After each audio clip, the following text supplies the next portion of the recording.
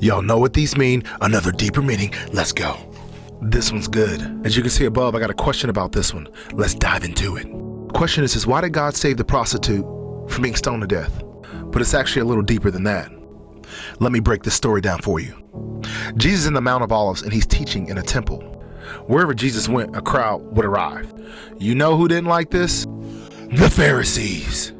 The Pharisees were the actual religious teachers of that time. They didn't really like Jesus. The reason they didn't like Jesus is because he claimed to be God. Why? Because they were very strict teachers of the laws of Moses. So the Pharisees spent a lot of time challenging Jesus. And the reason was because they didn't really know what to do with him. I mean, Jesus was literally actually backing up everything he did by doing signs and wonders.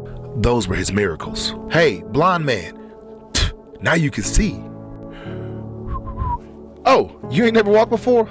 Here's some new legs for you. Get up and walk. Stuff like that. So any opportunity that the Pharisees had to challenge Jesus, they did.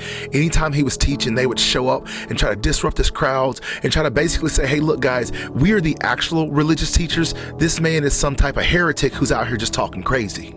In fact, there were times that they would actually try to say that he had some type of black, dark magic about him, basically something from the devil.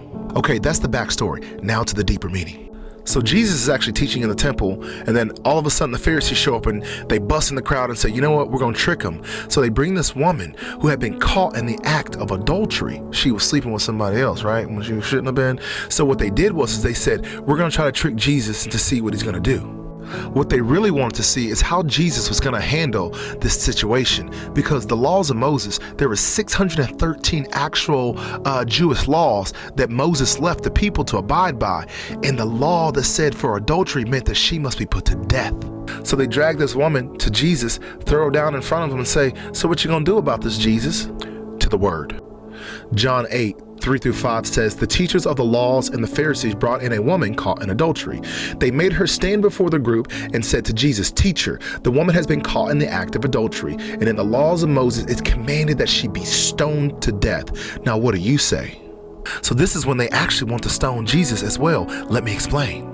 You see, the Pharisees were hoping that Jesus would say something to defy the laws of Moses, which meant that he himself could be stoned to death.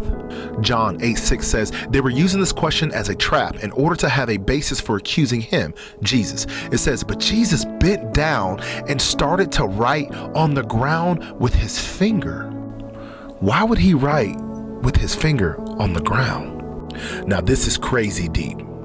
Please keep up. Paul in 1 Corinthians 10 tells us that Jesus was with the same Israelites that Moses was with.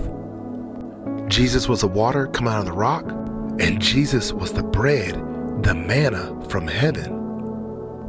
You see, Jesus is God. And as Paul points out, Jesus was the one doing all of those things with God as our triune God in the Old Testament. So listen, those are the same Israelites that actually got the laws of Moses on Mount Sinai.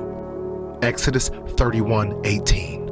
When the Lord finished speaking to Moses on Mount Sinai, he gave him 2 tablets of the covenant law, the tablets of stone inscribed by the finger of God. Now these are the same laws that would have told the Jewish how to handle adultery. You see, the Pharisees were trying to trap Jesus with his interpretation of how to handle the law. And without saying a word, he stooped down, put his hand in that sand, and Jesus said, I am the law. I am the one who wrote the law. You can't trick me. Don't miss this, y'all. Jesus is essentially saying, I determine who is righteous and who is not. And it's not always about pointing out other people's sin, but God looks upon the heart. That's why in John 8:7, Jesus says, he who is without sin cast the first stone. Just like that, the Pharisees heard that and they started to flee. So then Jesus stood up and looked at the woman and said, hey, where are they? Where are all these men that wanted to stone you? Jesus looks at her and says, does anyone remain to condemn you? She says, no one, sir. And then Jesus says, well, then neither will I. Y'all, this is Eric Scott with the Lions Faith Podcast. This is me with another deeper meaning. I love each and every one of you. Please continue to post these questions up in the comments. And if they're really good and there's something that like I wondered, I'm going to make a video about it. I'm going to keep diving deep and make a video. You guys stay blessed. Have a wonderful day. I love each and every one of you. Don't forget, double tap that screen to like it, share, follow, repost, do all that stuff because it helps this content grow. I love you guys. Thank you.